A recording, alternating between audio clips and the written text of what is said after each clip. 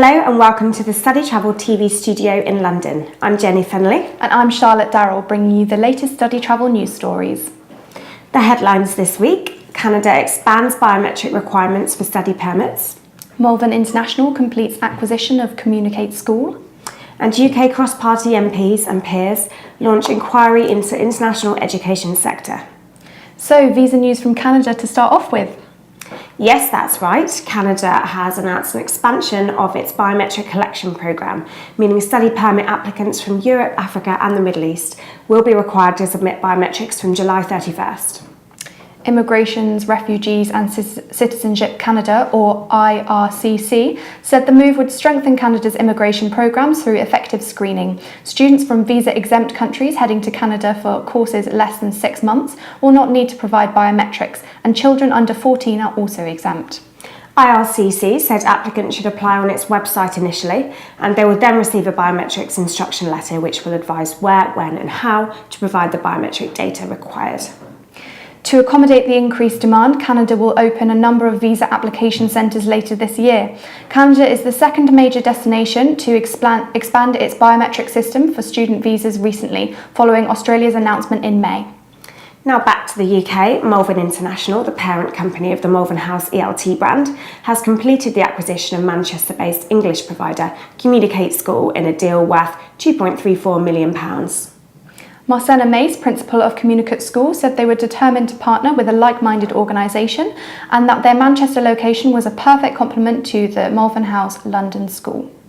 In a previous letter to shareholders flagging the deal, Malvern said that Communicate School was well established, had recorded consistent growth and would benefit from Malvern International's existing agency network.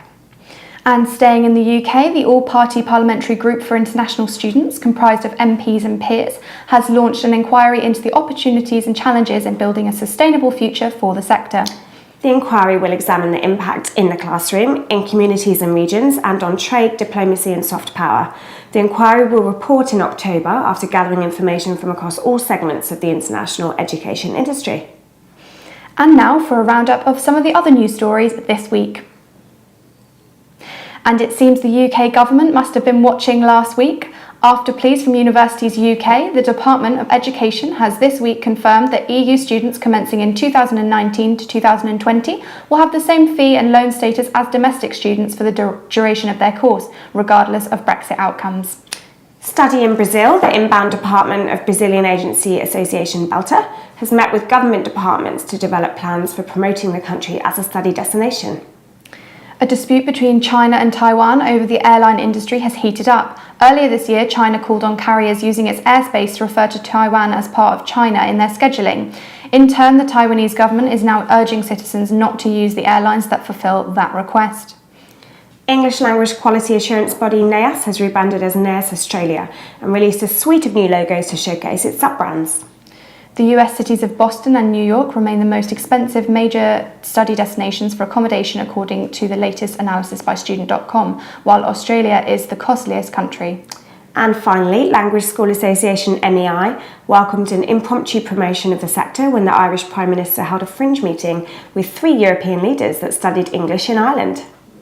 More on all those stories on our website, where you will also find photos from Beta's 15th anniversary reception, London Nest's networking breakfast and a royal visit to Box Hill School. Yes, thank you for watching. Goodbye. Goodbye.